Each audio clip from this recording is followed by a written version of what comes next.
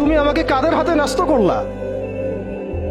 ইলা আদুইন বাঈদিন ইয়াতাহাজ্জামুনি, আমাকে ঘর থেকে এত দূরে এনে, সেই মক্কা থেকে কত দূরে, আমাকে ঘর থেকে এত দূরে নিয়ে এসে আল্লাহ তুমি তোমার শত্রুদের হাতে আমাকে ন্যস্ত করলা। ইয়াতাহাজ্জামুনি, যারা চতুর্দিক থেকে আমাকে পাথর মারতেছে। কি আবেগ দোয়ার মধ্যে, কি ভাষা, কি লফজ।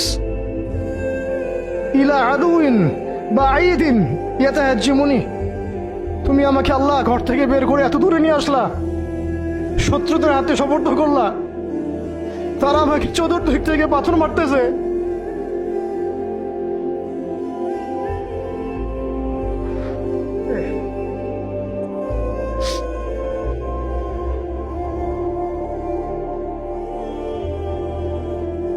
আম্মি লা করিবিন মাল্লাকতাহু আমরি, পরে নবীজি বলছেন আম্মি লা করিব, নাকি আমাকে কাছের মানুষদের হাতে নিয়ে আসছো আল্লাহ?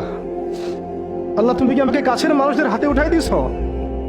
মাল্লাকতাহু আমরি, যারা আমার ভালো মন্দের কাজের মালিক হয়ে গেছে।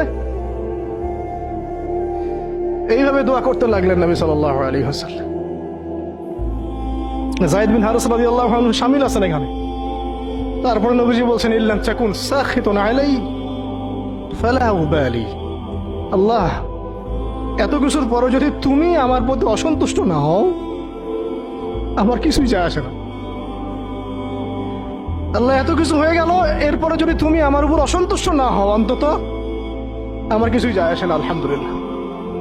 ইল্লাম তাকুন সাখিতুন আলাই ফালা উবালি, তুমি যদি আমার উপর আল্লাহ অসন্তুষ্ট না হও, তোমার কাছে আমি ঠিক থাকতে পারি, তোমার কাছে আমার অবস্থান ঠিক থাকে আল্লাহ, ফালা উবালি, আমি এসবের কোনো কিছুর পরোয়া করি না। কিভাবে বুঝবেন এই ভাষা শব্দগুলো?